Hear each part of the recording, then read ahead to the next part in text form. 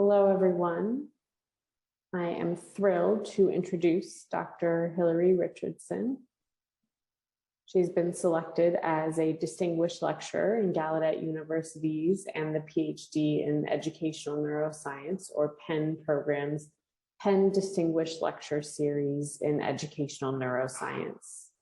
This Distinguished Lecture Series recognizes and honors true pioneers in science from various disciplines, including cognitive and educational neuroscience. Our theme for this year is From Brain Development to Developing Virtual Brains. Today, we are especially thrilled to have Dr. Richardson accept our invitation as a rising star in the field of cognitive neuroscience. Dr. Richardson is a lecturer at the School of Philosophy, Psychology, and Language Sciences at the University of Edinburgh. She received her BS in Brain, Behavior, and Cognitive Science from the University of Michigan and her PhD in Cognitive Neuroscience from the Department of Brain and Cognitive Sciences at MIT. During her graduate studies, Dr. Richardson was under the mentorship of Dr. Rebecca Sachs, who was a pioneering researcher in social cognitive neuroscience. Dr. Richardson utilizes child-friendly neuroimaging and state-of-the-art analytical approaches to investigate the development of brain regions that support social cognitive development and the impact of early experience on development. Her innovative work informs our understanding of children's development of theory of mind, and more broadly, the field of cognitive and educational neuroscience, by clarifying the role of development, experience, and context in the developing mind. Dr. Richardson is a prolific author and has several publications in prestigious journals such as Nature and the Proceedings of the National Academy of Science. Dr. Richardson's distinguished lecture title today is Developing a Theory of Mind: Insights from fMRI Studies of Children. Please help me to welcome Dr. Richardson as our 2021 Distinguished Lecturer. It is indeed our great honor to have you here, and I will now turn the screen over to our guest. Thank you for that introduction. That was very kind. I'll just share my screen now.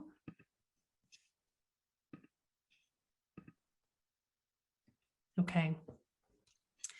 Great. So yes, thank you. I'm very excited to be here virtually and talk to you all. As Casey described, I am a developmental cognitive neuroscientist.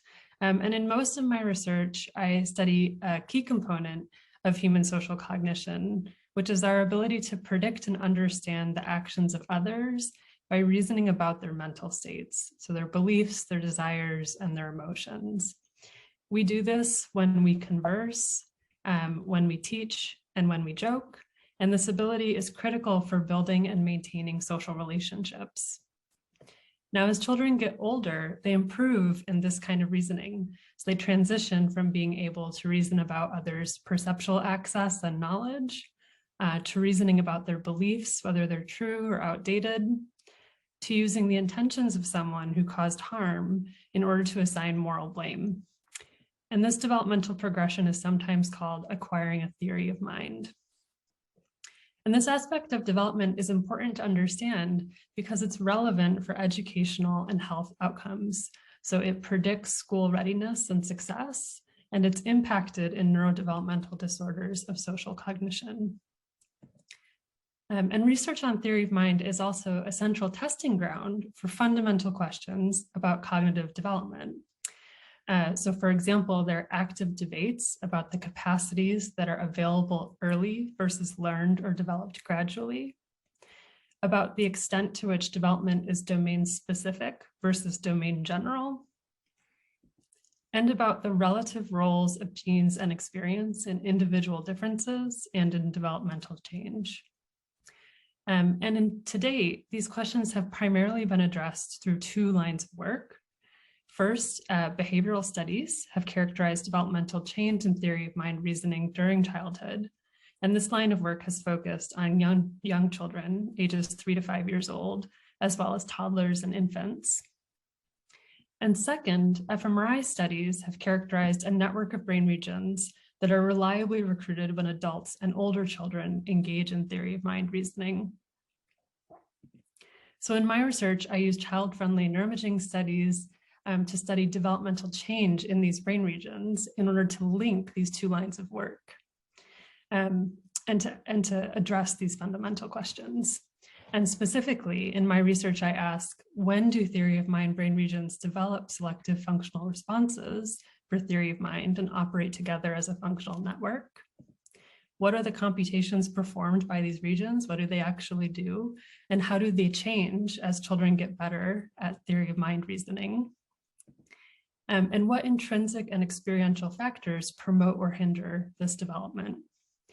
And so by addressing these questions, I believe that my research demonstrates a good fit between those fundamental questions originally posed by developmental psychologists and philosophers and the methods and measures used in cognitive neuroscience, which enables the approach to provide new insights about the development of brain regions that support social functions and to tease apart cognitive hypotheses about theory of mind development. So in the spirit of the Penn Lecture Remit, which is to highlight the translational opportunities and relevance of research, in today's talk, I'm going to describe two pediatric fMRI studies that I believe are initial steps towards having a broader translational impact.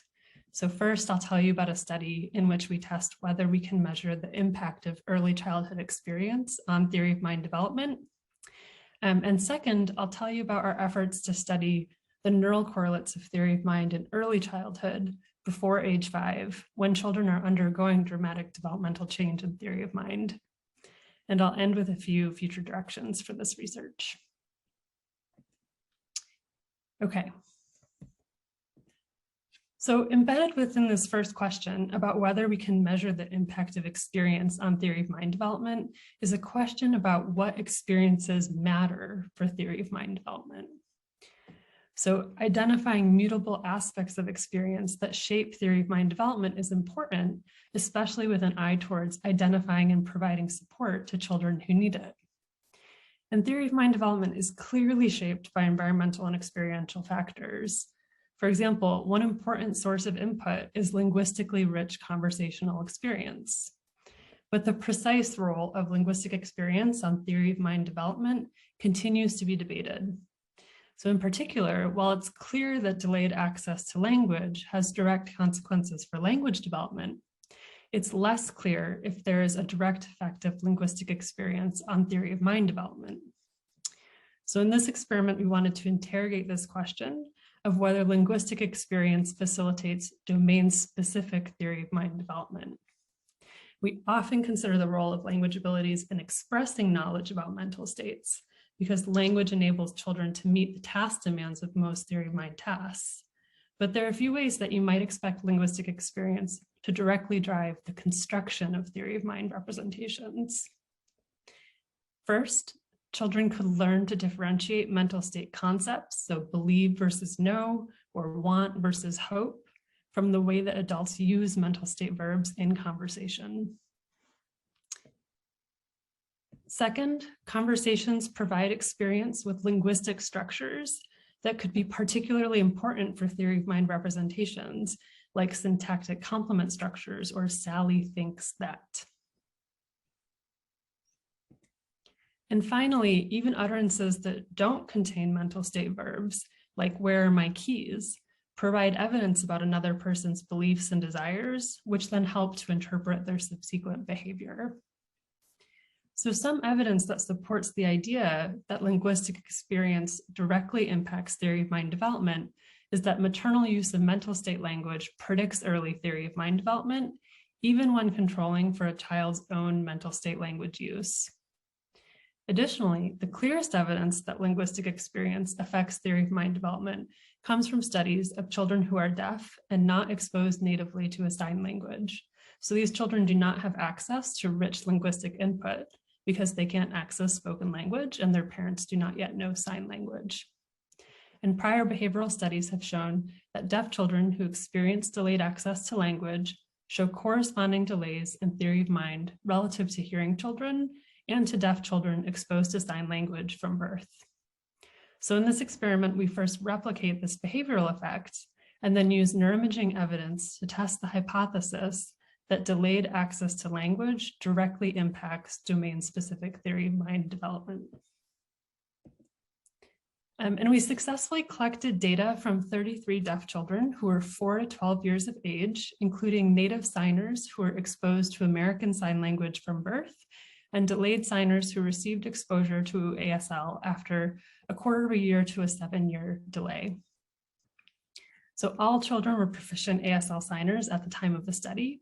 We recruited children who reported using ASL in their everyday lives and confirmed that at the time of the study, performance on a receptive ASL task did not differ between native and delayed signers or vary as a function of the length of delay prior to learning ASL. So here on this graph, I'm showing you receptive ASL performance on the y-axis, age of ASL onset in years on the x-axis, and then native signers in blue and delayed signers in orange. You can see there isn't a difference as a function of the length of delay prior to learning ASL on receptive ASL at the time of the study. You'll notice our sample size for the study is quite small. And this is because it was exceedingly difficult to recruit eligible participants, and especially delayed signers who were currently proficient in ASL and metal-free. So many children who are born deaf and have delayed access to language receive cochlear implants, which are made of metal.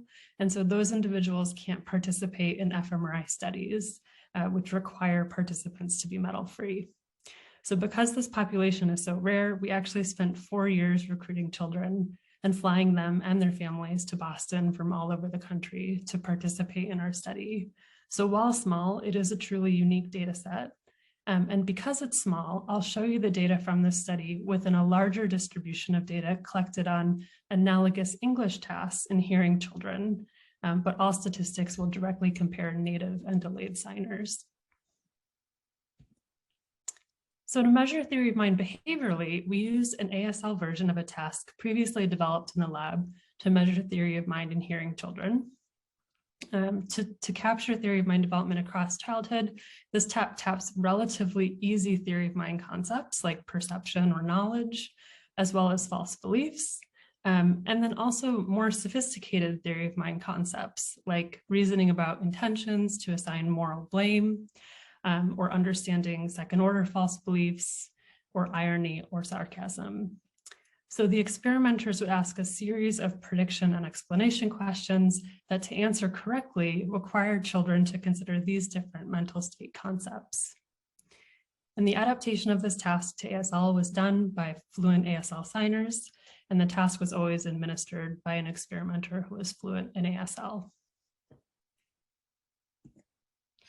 So here are the data from hearing children in gray, and native signers in blue on this task. So it's proportion correct out of all the asked questions on the y-axis and age on the x-axis in years. And here are the data from children with delayed access to language in orange. Dr. Richardson, could you pause and give people a moment to read, please? Yes.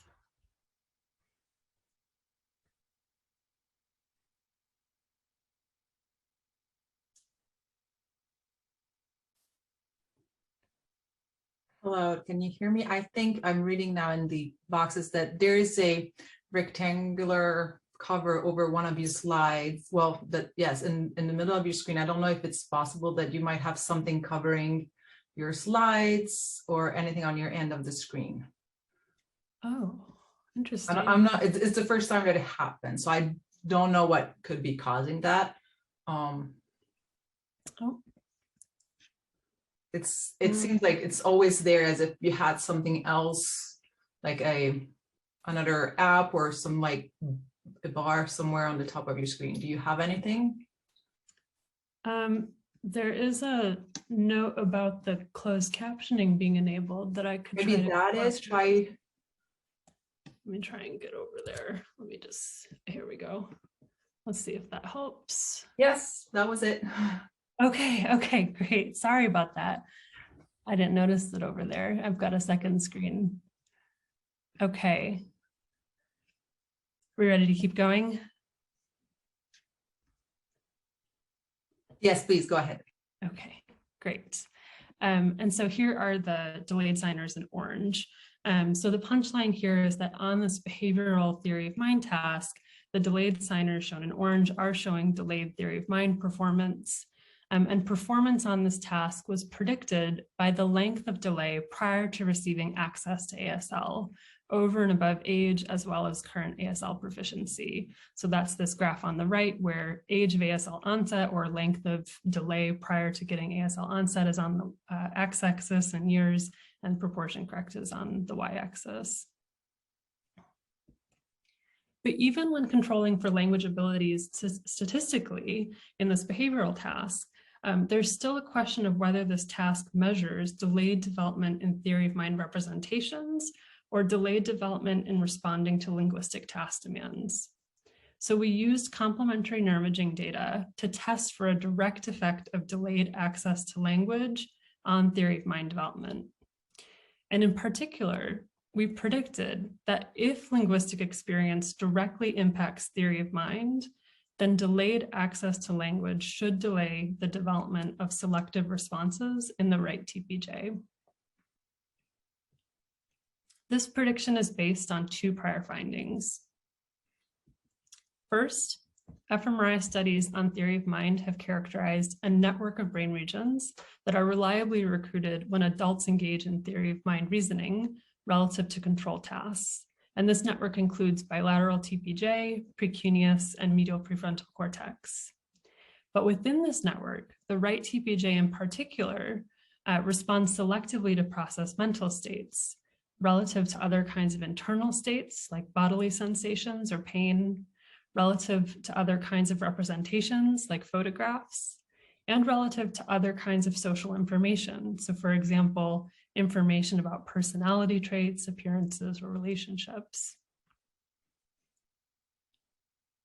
And second, the right TPJ becomes more selective for mental states during childhood. And the prior studies that showed this effect used a story task to measure response selectivity in theory of mind brain regions in children. So while undergoing fMRI, children heard stories that included mental state information like this one. One day, a pirate told Jimmy about a hidden treasure. The pirate thought that the treasure was buried behind Jimmy's house. Jimmy believed him, so Jimmy dug a big hole behind his house, but he didn't find a treasure. Jimmy soon realized the pirate didn't know where the treasure was. Children also heard social stories, which included other social information about people's appearances and enduring relationships, but not about their mental states, as well as physical control stories, which were engaging and describe causal events in the world, but don't include any people. And this prior research found that the same network of brain regions that supports theory of mind reasoning in adults is recruited preferentially during the mental state stories in 5 to 12-year-old children.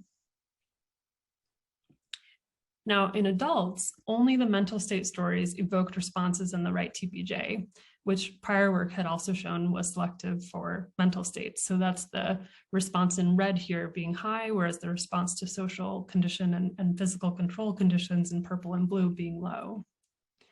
But in children, there was developmental change in response selectivity.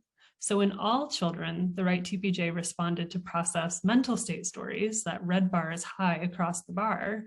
But in young children, the right TPJ also responds to process other information about people. And as children get older, the right TPJ becomes more selective in that the response to more general social information, shown there in purple, becomes suppressed. And in this study, right TPJ selectivity correlated with performance on our behavioral theory of mind task conducted after the scan session, controlling for age. Now, this pattern of data is consistent with prior evidence across a range of specialized brain regions where developmental increases in selectivity occurs by the suppression of responses to non-preferred stimuli. So for example, prior evidence suggests that reduced responses to non-preferred stimuli in the fusiform face area correlates with performance on a face identity task, and reduced responses to non-preferred stimuli in the visual word form area correlates with performance on a symbol naming task. Similarly, reduced responses to non-preferred stimuli in the right TPJ correlates with performance on a theory of mind task, even when controlling for age. And since this initial study, my colleagues and I have replicated this result in a much larger sample of 5 to 12-year-old children using the same fMRI and behavioral tasks.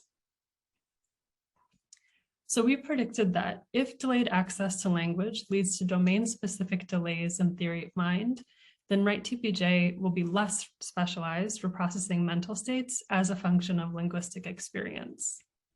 So instead of looking like the response in chronologically age-matched children who have the same amount of biological maturation, delayed signers would look like younger children who have the same amount of linguistic experience. So to test this hypothesis, we developed an ASL version of the prior experiment. So here is that pirate story translated into ASL.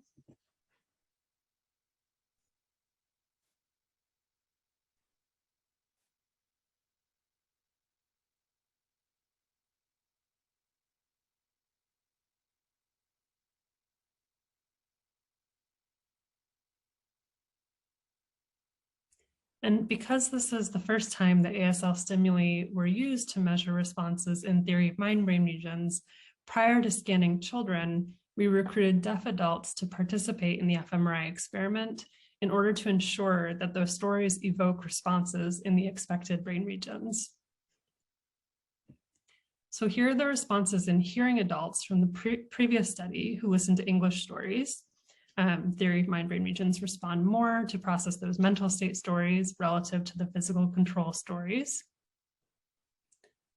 And here's the same pattern of results in deaf adults who did the ASL story experiment with delayed signers in orange and native signers in blue. As you can see, the same network of brain regions, bilateral TPJ, precuneus, and medial prefrontal cortex are recruited in all groups of adults. And on the whole, children showed recruitment of this same network of brain regions during this task as well. However, delayed access to language correlated with reduced selectivity in the right TPJ. And this delayed selectivity manifested as delayed suppression of responses to the general social information stories in children with delayed access to language. So again, all children recruited the right TPJ to process the mental state stories shown here on red, but delayed access to language appears to delay the development of selective responses, which respond to mental state stories and not stories that include more general social information, shown here in purple. And this pattern of results looks similar to the difference previously observed between older and younger children, and suggests that delayed access to language impacts theory of mind specific brain development.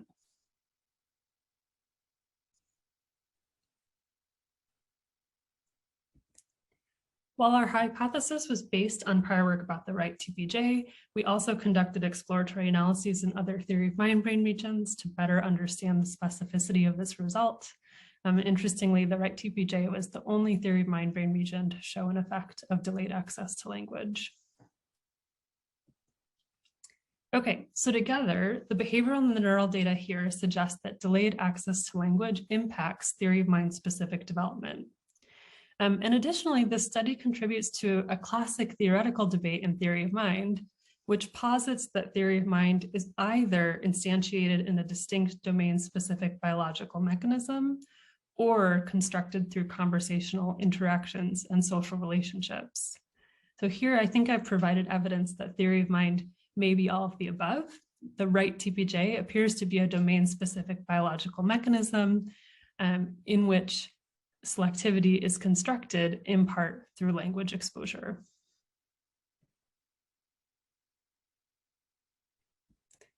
So returning to our initial question, yes, we can measure the impact of early childhood experience on theory of mind development. And in particular, early linguistic experience appears to be a particularly important aspect of experience that facilitates behavioral and neural theory of mind development. So this is a case of being able to see the impact of early experience on theory of mind development later on in childhood. The second question asks, can we also study developmental change during the early childhood period, when developmental change in theory of mind is quite drastic and potentially most amenable to intervention? So this work, one goal of this work is to explicitly link neuroimaging research on theory of mind, which I mentioned had mostly characterized the neural correlates of theory of mind in older children, adolescents, and adults, and behavioral research on theory of mind, which I mentioned primarily focuses on those early childhood years. And really the key challenge to linking these two bodies of work is to innovate on methods that enable collecting high quality fMRI data from young children. So we hypothesized that one way to measure brain activity that would help children to stay still during the MRI scan would be to use a short movie viewing experiment. So we selected a brief 5.5-minute Pixar short called Partly Cloudy, which we hoped would be engaging to even our youngest children, and which includes content that would enable us to study responses in brain regions that process mental states in adults. So this movie is about two characters, a stork named Peck and a cloud named Gus. They're friends, as you can see. And so the movie is laden with social interactions that evoke responses in theory of mind brain regions. But in addition to being friends, Peck and Gus are also colleagues. So as a stork, Peck delivers babies to the world, and Gus actually makes those babies. But instead of making babies like kittens and puppies, Gus makes babies like alligators and porcupines. Dr. Richardson, if you could pause before showing each slide for a few seconds, that would be very helpful. Thank you. Sure, sorry about that. So this aspect of the story enables us to simultaneously study a second cortical network in the brain, which is evoked to process information about others' bodies.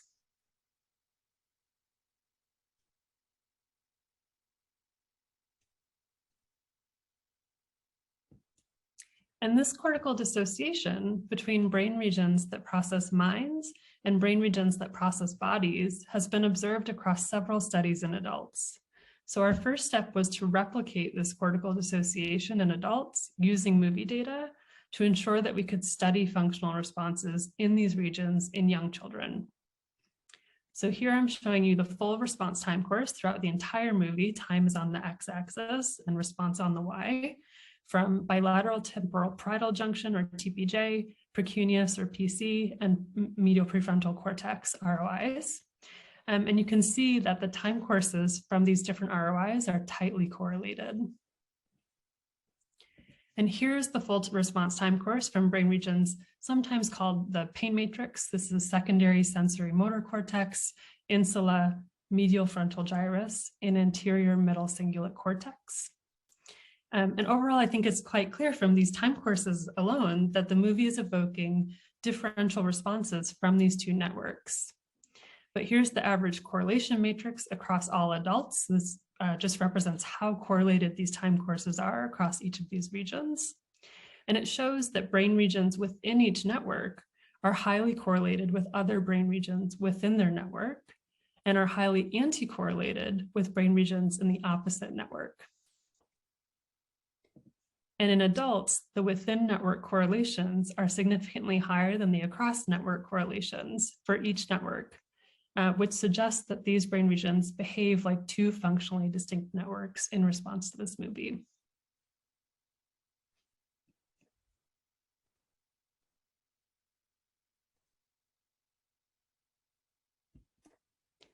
So then using the average time course per network, we can ask across adult participants, which scenes of the movie evoked reliably high responses in each network.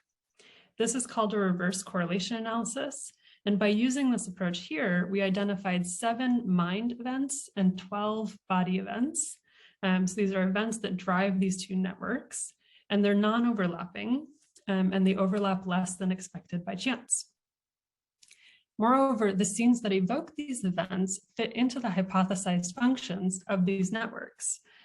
So scenes that drive the theory of mind responses contained social content and interactions among the characters, and scenes that drive responses in the pain matrix highlight the physical or bodily sensations of the characters, like pain.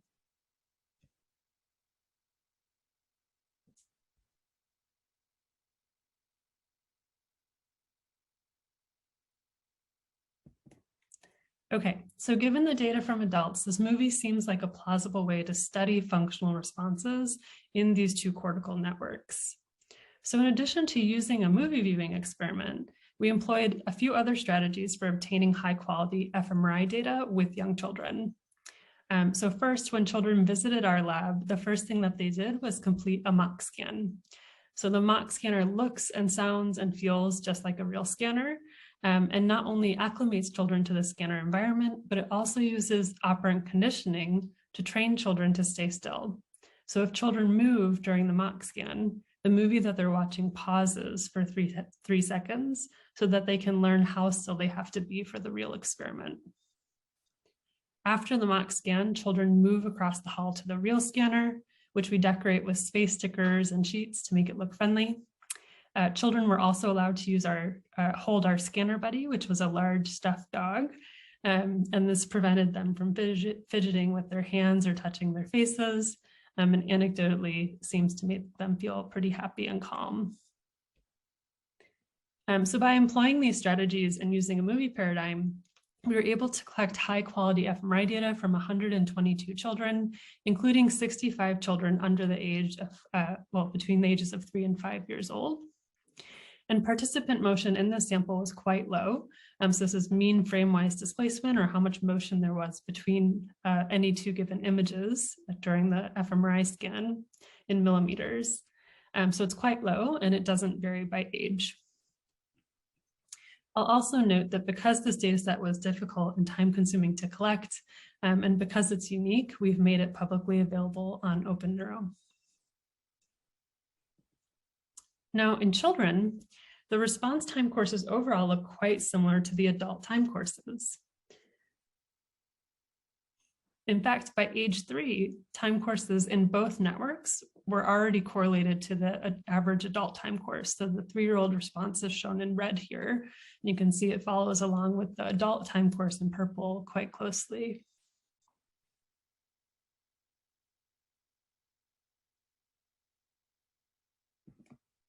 Similarly, by age 3, the within network correlations were significantly higher than the across network correlations in both networks, suggesting that these two brain regions, network of brain regions, they behave like two functionally distinct networks in early childhood. But we also found evidence for developmental change. So as children get older, the response time courses become more correlated within each network, and the two networks become increasingly anti-correlated, suggesting that the mind and body networks become increasingly functionally distinct during childhood. Now, importantly, we don't see developmental change in responses in all regions or in all networks. So for example, functionally homologous but spatially distant regions like bilateral insula here were highly correlated even in the 3-year-olds, suggesting that when there are high interregion correlations, the 3-year data were of high enough quality to detect them.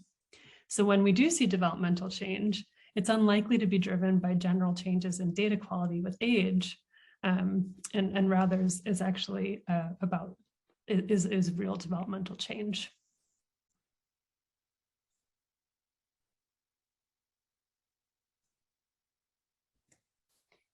We also found evidence for continuous developmental change in the response magnitude to 2 mind events.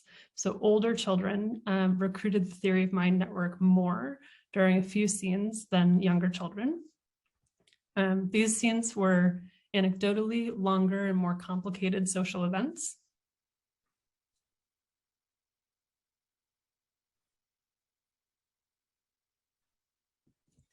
And we also captured neural responses that varied with theory of mind behavioral performance, as measured with a task similar to the one that I showed you in the last study, administered outside of the scanner. and this correlation remains significant when controlling for age and motion.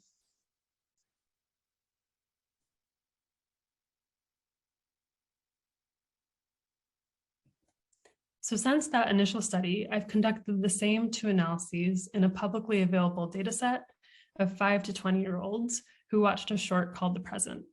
And I found that both of these measures, the inter-region correlations and the response magnitude to relevant events, behave the same way in the second data set and capture developmental change in mind and body regions.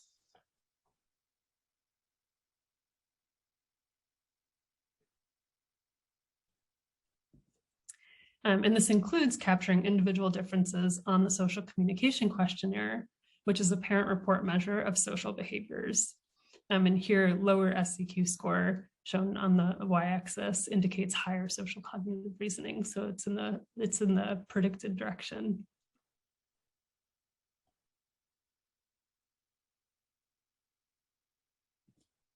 So at this point, we can study function in social brain regions, measure developmental change, and even link neural measures to behavioral measures of theory of mind.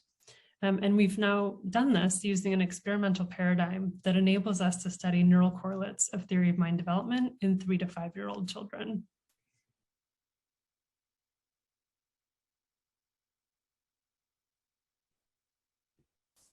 So to link neural change to theory of mind development in early childhood, we measured children's performance on the false belief task. This is the most studied behavioral milestone in theory of mind development. And this task goes like this. Earlier today, Sally put her snack in the cupboard. Then while Sally was away, Anne moved her snack from the cupboard to the desk. Now it's snack time and Sally wants her snack. Where will she look for her snack? So across hundreds of studies, children pass this task around age 4, when they start to predict that she'll look where she thinks her snack is and not where it really is. And like these prior studies, we captured developmental change on this task. And we characterized young children as false belief failures if they answered 2 or fewer of 6 false belief items correctly. And they're passers, they were considered passers if they answered 5 or 6 of the 6 items correctly. Now, interestingly, even children who fail the false belief task showed distinct functional networks during the partly cloudy movie. So as an adult, the interregion correlation within each network was significantly higher than the interregion correlation across the 2 networks.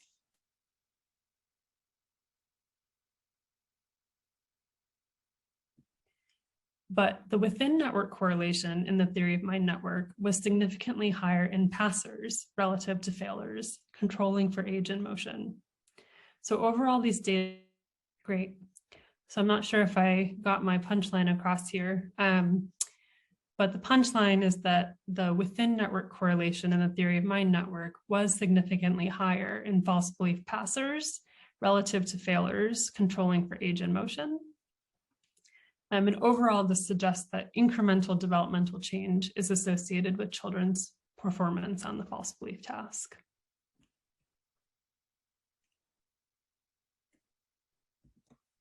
Okay, so the answer to this second question of whether we can study the neural correlates of theory of mind in early childhood is also yes.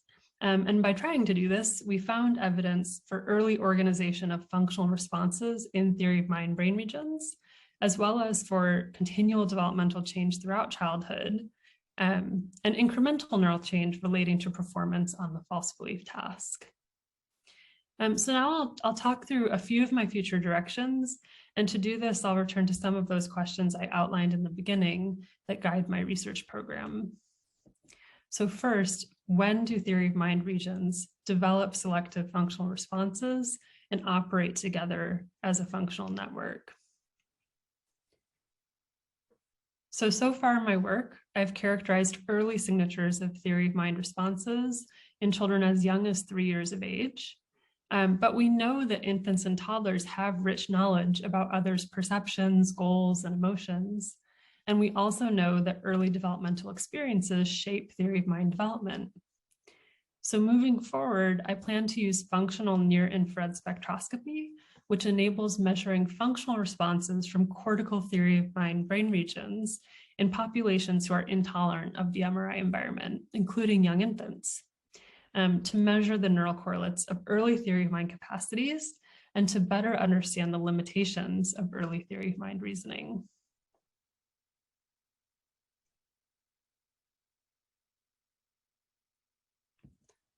Second, my research will continue to investigate the impact of a child's environment on their theory of mind development.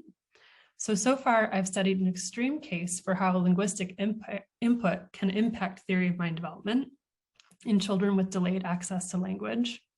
I'd like to replicate that work in a larger sample, and I also plan to study the effect of typical variations in linguistic experience on social cognitive development. I'm also interested in whether linguistic input is sufficient for theory of mind development and if it plays a unique or special role in theory of mind development. And one way to investigate this question is to study theory of mind development in individuals with different developmental experiences. So for example, children who are blind have normal access to language, but lack visual input, which is another source of information about other minds, and additionally facilitates early interactions and social bonding, especially before the onset of language. Additionally, with Corima Sotomayor Enriquez, a master's student here at Edinburgh, I'm investigating the role of a child's own social experiences on theory of mind development by studying behavioral and neural theory of mind development in children with and without siblings.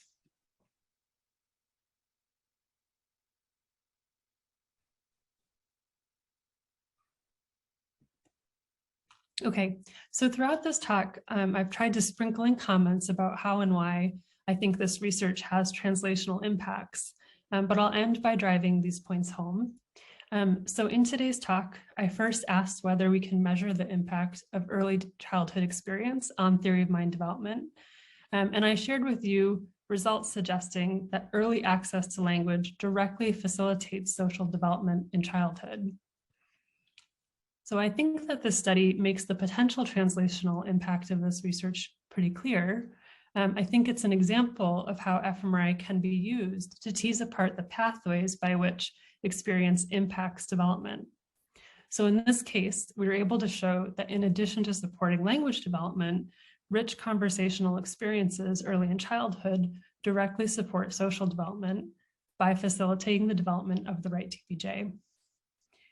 And this kind of result is hard to obtain with behavioral research alone because a single behavioral response captures multiple cognitive processes working together simultaneously. So it's hard to tease apart which aspects of cognition are driving behavior. So fMRI enables us to look at the development of brain regions with distinct functions to better understand the relationship between experience and specific aspects of cognitive development. And this is important because this kind of work can inform strategic interventions, and these kind of data can inform educational policies and parent decisions.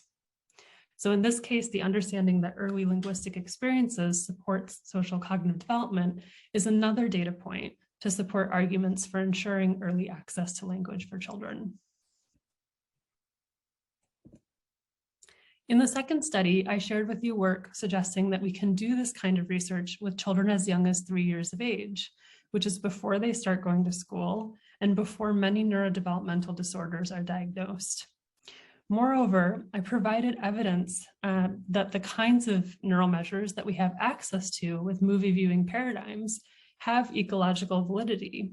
The measures correlate with real social cognitive behaviors outside of the scanner. And so together, I think this research suggests that pediatric fMRI is a promising tool for relatively early detection of different developmental pathways and for understanding the cognitive and neural mechanisms of development, which are both important for supporting children through strategic interventions. And finally, I'd like to return to a broader point that I made at the beginning of this talk, which is that social cognition is not only used for building and maintaining relationships with other people.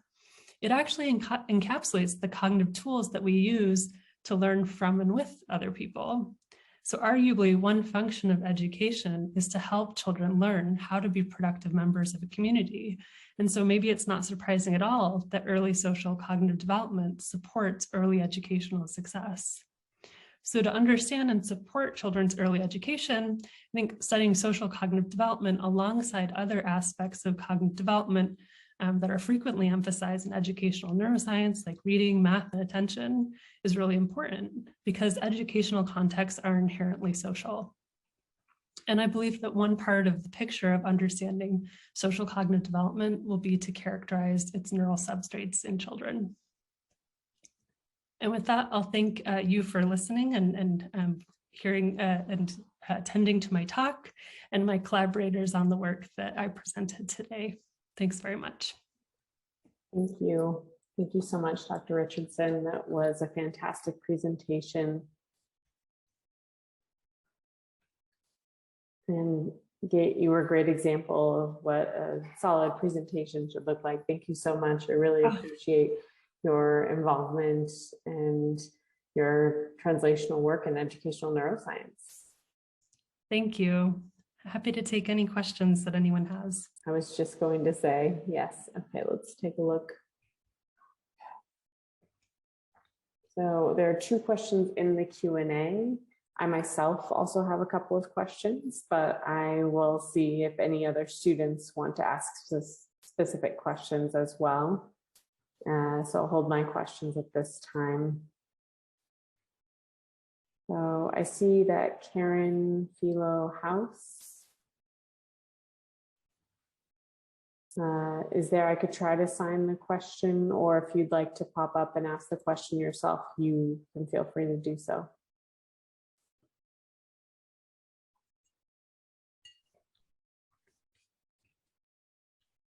Checking both the chat and the Q&A.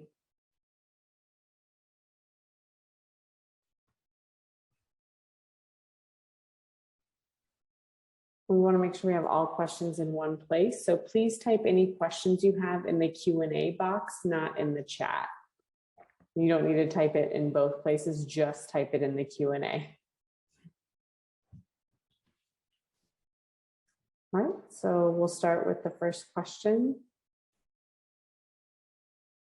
The first question is about the beginning of your presentation when you were talking about studying deaf children.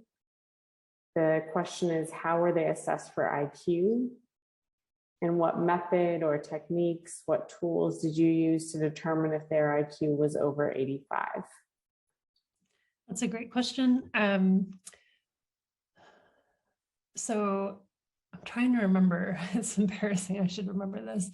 I believe that we did not have an IQ measure. I believe that we just had a executive functions measure, which was a spatial executive functions, spatial working memory. Sorry, it was the Corsi block tapping task. I'm racking my brain. I don't think we had a measure of IQ in this study. We did have control questions embedded into the Theory of Mind booklet. So these were questions that were not about theory of mind concepts at all, but rather were just questions that ensured that they could understand the story and respond to the prompts, to very basic prompts. And so there weren't actually any differences in spatial working memory between delayed and native signers in this sample. In addition to there not being any differences in receptive ASL as assessed by this, the ASL vocabulary measure that we used. And moreover, for the theory of mind task, there actually weren't differences between native and delayed signers, not only on the control items, but also on the simpler theory of mind items. So actually most of the work on deaf children and delayed signers when it comes to theory of mind research has focused on false belief tasks. There are some papers that have gone beyond that, but like anything with theory of mind development, the first task you run is false belief. And in our sample, actually, false belief reasoning was similar across native and delayed signers, likely because these children were older than many, although not older than some of they're older, although the age range wasn't completely different from those studied in prior prior studies of false belief reasoning. So while we didn't measure IQ directly, we do have other reasons to believe that these children were following the tasks and able to perform well on the tasks that we posed for them.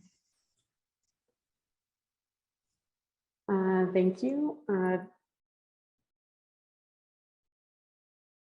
You know, when we began the presentation, there was that black bar up at the top. A few people had asked to see your first two slides again. If you could just scroll through them. Yes. From the top, just Sure. give people a chance to see those.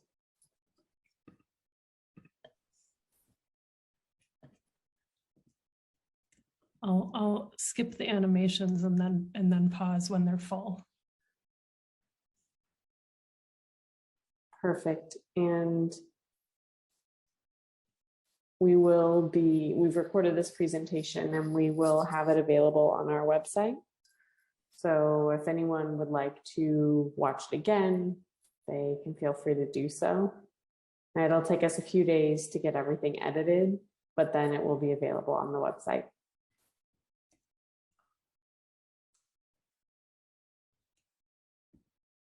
And This next one. More questions from the Q&A. Give me a moment.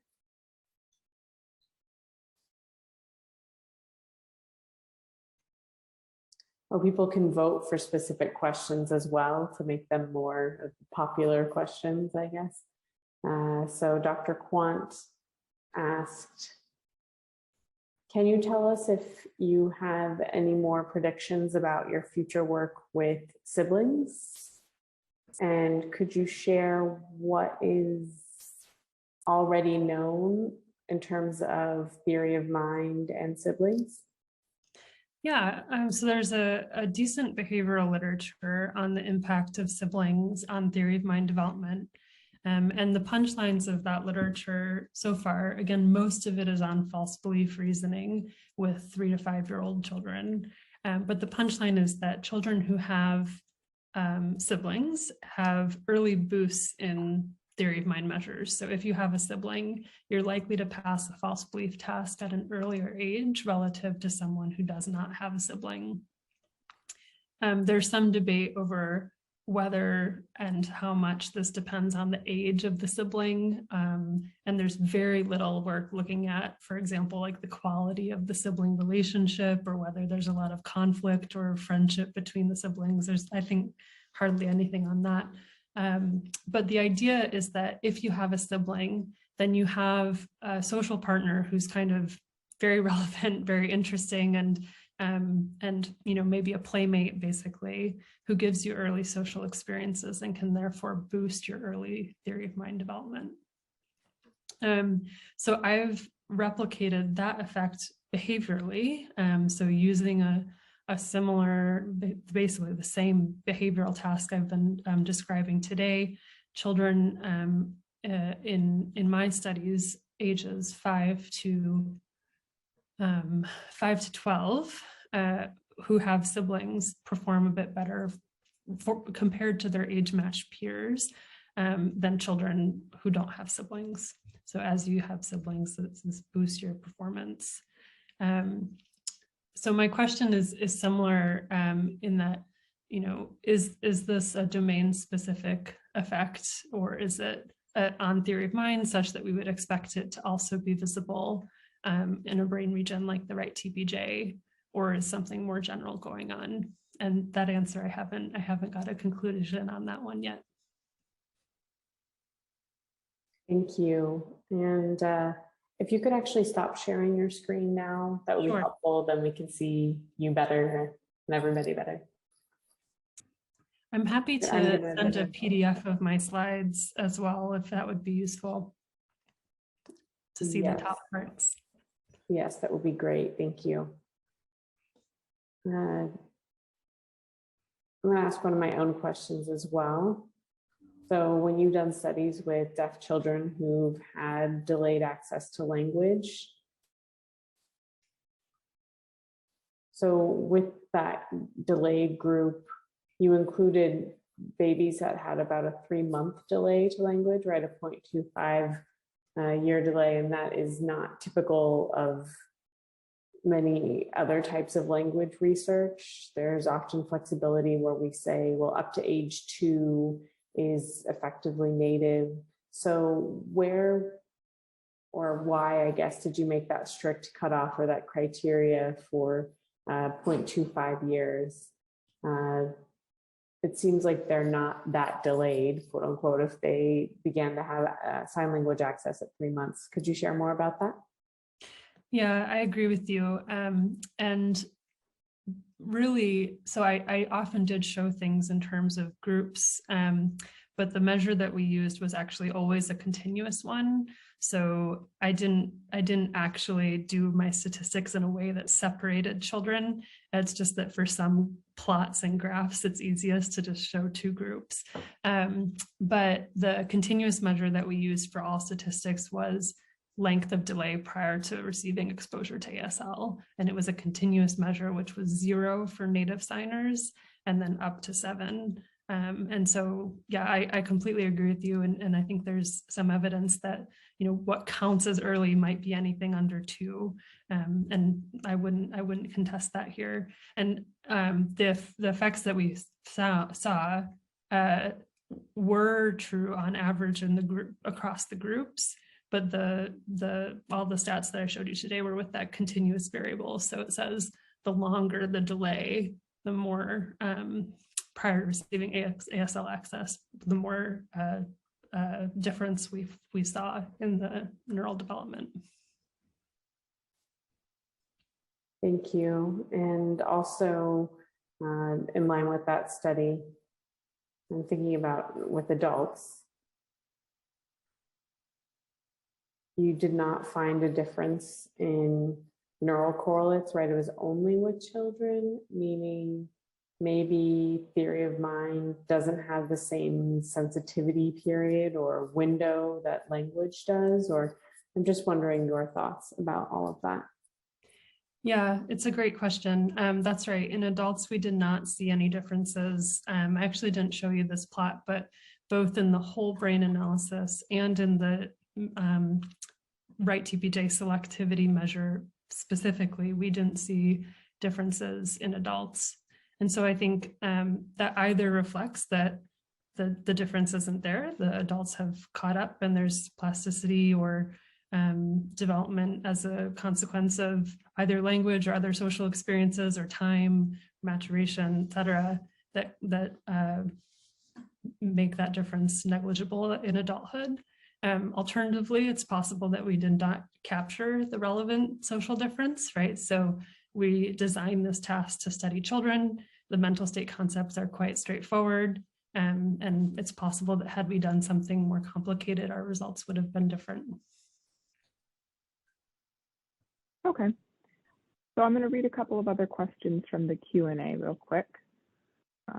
Also, I'll let you know that for the audience, if you guys have any questions yourself, please do feel free to let us know. We're happy to give the floor to you if you want to turn your camera on to ask the question. Okay, so I'm going to read a question from Linda. We have a question from Linda Schott.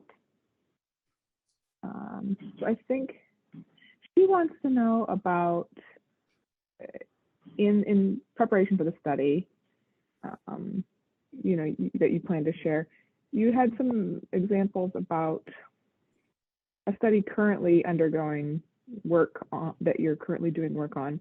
And she wanted to know if you'd be soon publishing that or sharing that online. Like, when are you planning to release that study? I'm sorry, which study? I think it was one of the last ones you mentioned. So you said it was in prep. Oh,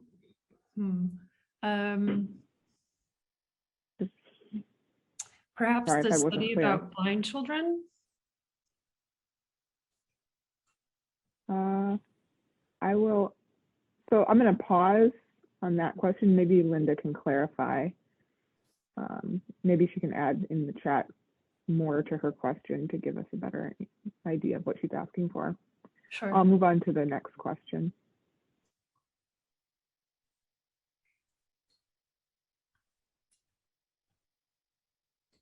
Okay, so I have a follow-up to the siblings question, again from Dr. Quant. So she has a question about if siblings have different hearing abilities, if one's deaf and one's hearing, or there's two deaf, or whatever it may be in the family, how would that impact, hold on.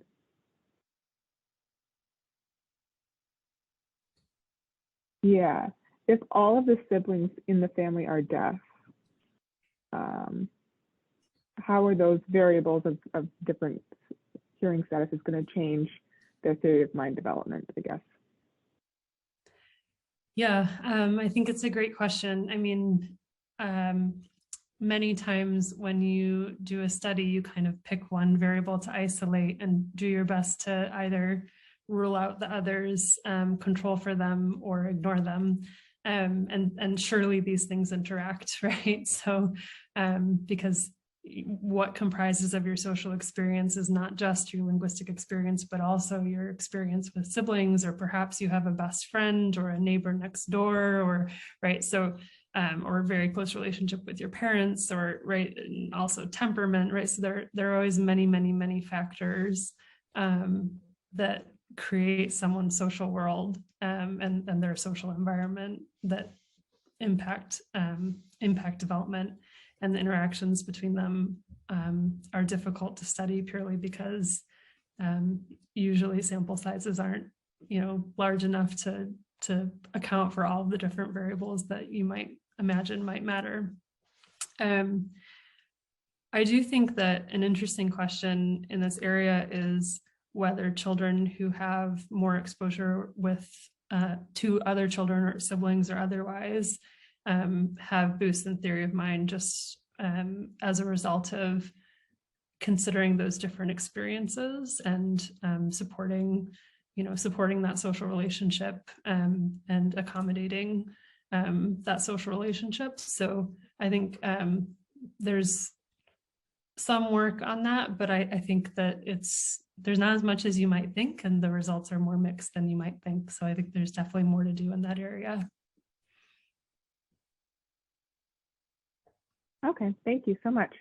So Linda has responded in the Q&A and clarified her question. I'll be sending her a copy of your article when it's published about the deaf children. So we're all clear now. She just wanted to make sure she got a copy of it. Okay. So that's already been published, it sounds like. The that two was in the main. Yeah, so the study with deaf children is published and it's open access. The study with young children is published, it's also open access. And the replication of that study in the open source data set is also published, and that is available on my website. The journal is not open access, but it's publicly available on my website. Yeah. Great. Okay. Yeah, we definitely support open access. So thank you so much for doing that. There is one more question in the Q&A.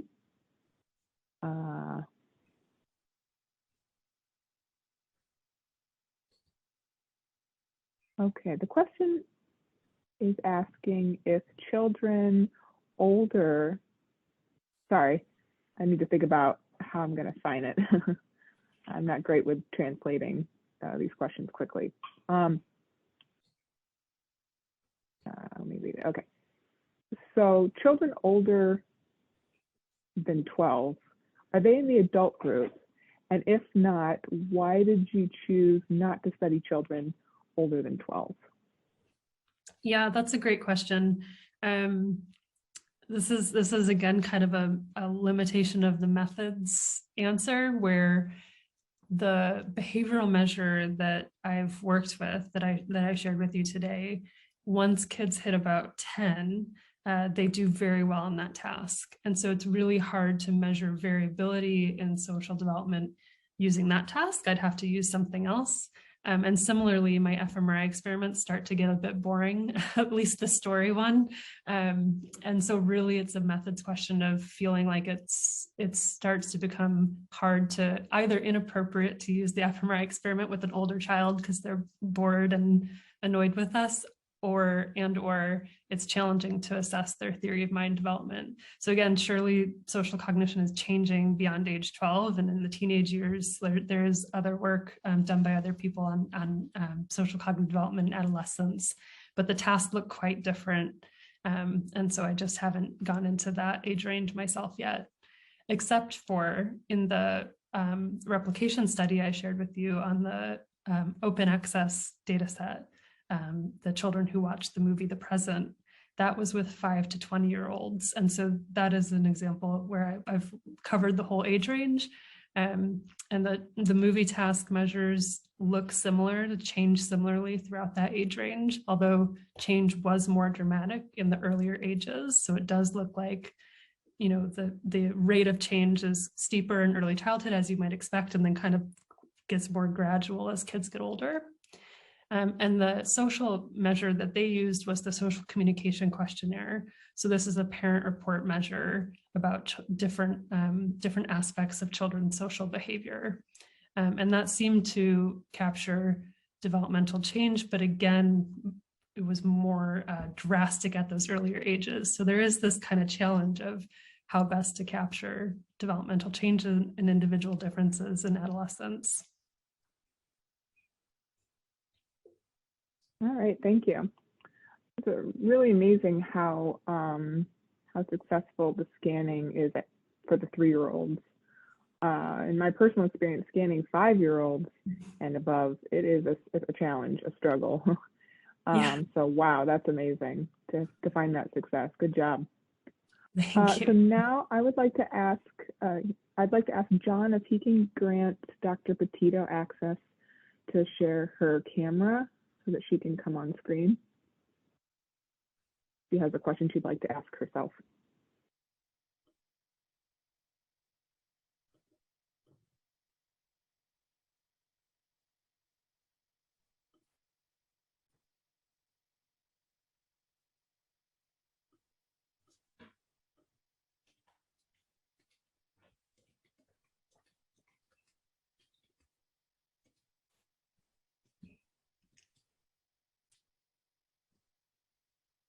Let's see if given her access yet. It seems we can see if we can make that happen. Maybe I can do it myself. Hold on, let me try.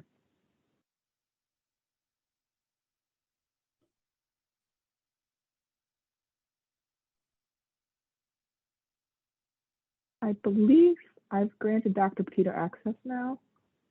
I've made her a panelist. So she should be able to. Dr. Petito, are you able to turn your camera on? Oh, great. There she is. Great. We see you. Hello. It was a wonderful talk. We can't hear you at the moment. If you can unmute, we can hear you.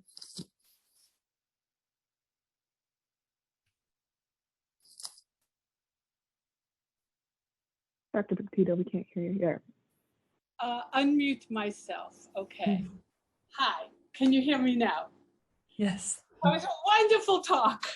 Thank you.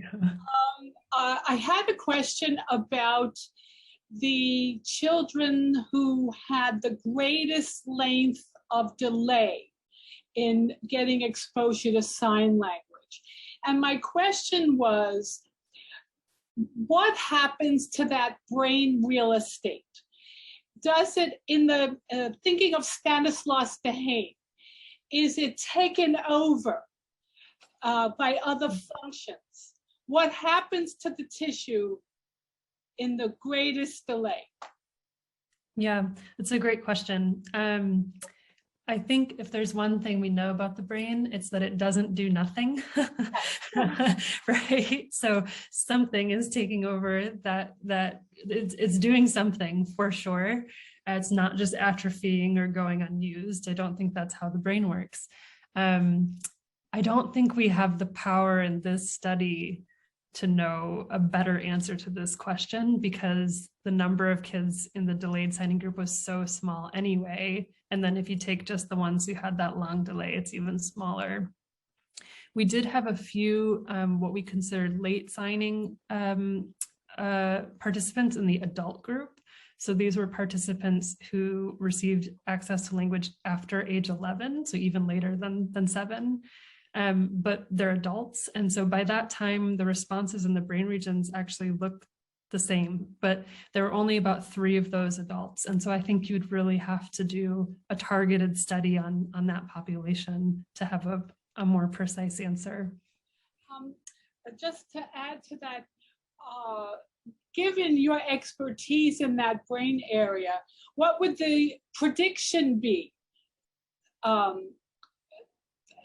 If it's possible, I'm just curious how that might reorganize or not resist organization. Yeah, no, it's a great question. So I think my prediction would be that it would still do social processing. So right nearby to the right TPJ is the right superior temporal sulcus, which is a brain region that's involved in social perception. So kind of detection of agency or biological motion. So that's one hypothesis. The brain region also, we saw from the early kid study that by age 3, these brain regions are kind of linked up, and it's possible that it's even earlier than that. So there may be kind of functional connectivity inherent across these brain regions that then develops with age and experience, but would still be present in children who don't get relevant linguistic experience. And so then the hypothesis would be, well, maybe, whatever medial prefrontal cortex does, which is, more general social processing, that kind of input is still going to the right TPJ and left TPJ and precuneus. And so something more generally social, but not about, more sophisticated mental state concepts might be supported by those brain regions. Thank you. You're welcome. Thanks.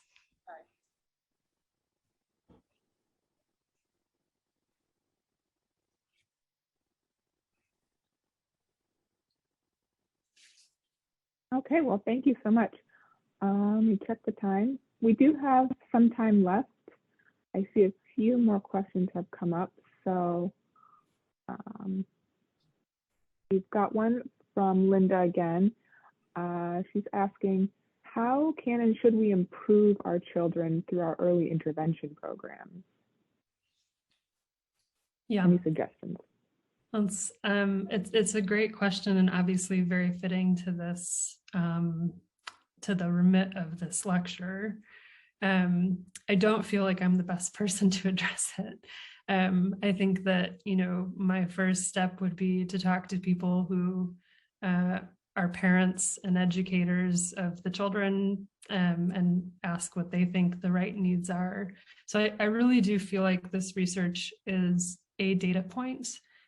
It's not the end all be all or the driving factor in how to design interventions, but rather a piece of the puzzle. And yeah, I think a collaborative effort would be necessary.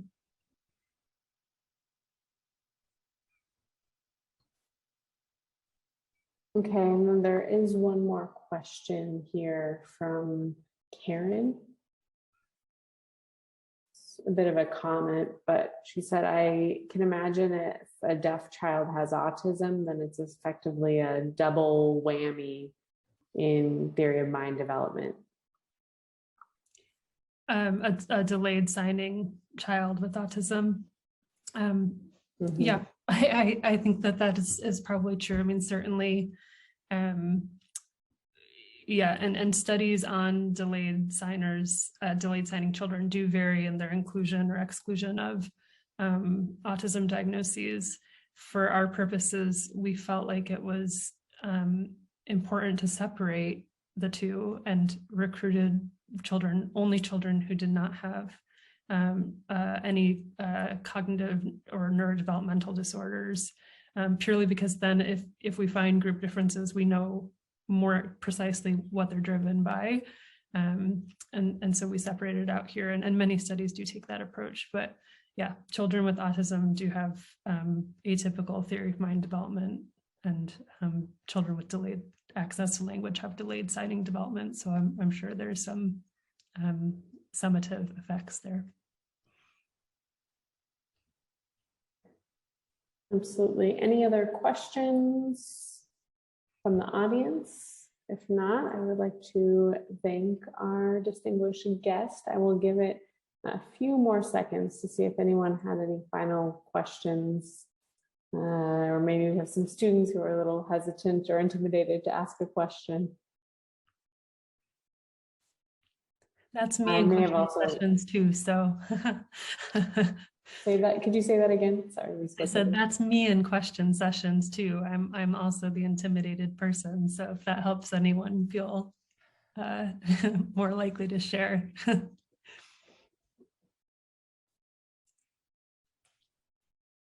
Right, and I can see there were 61 people in attendance today. You've been a fantastic audience.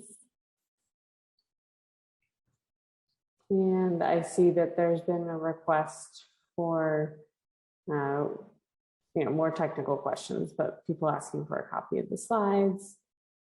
So I will put my email address in the chat.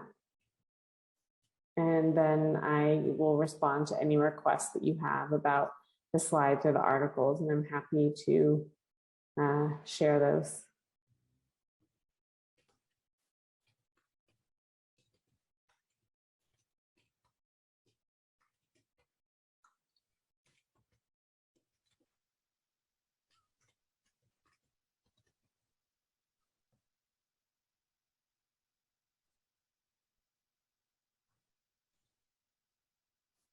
It doesn't look like there's any other questions.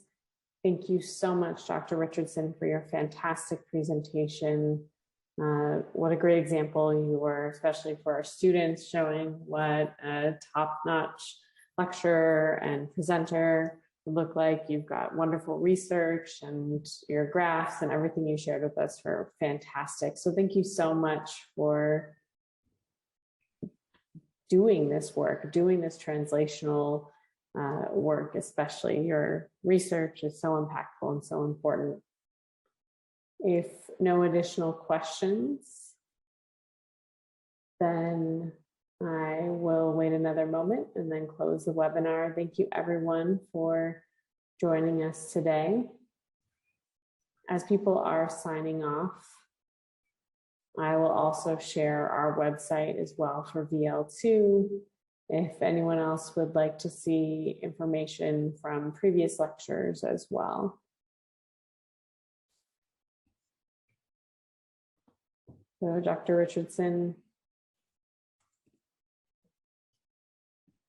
you can feel free to sign off whenever you'd like.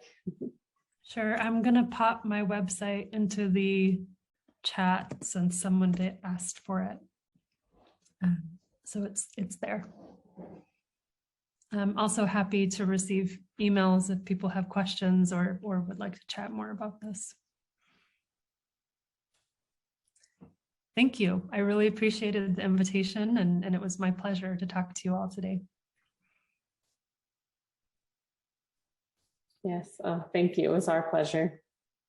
Okay, take care. Bye-bye. Bye. Thank you so much.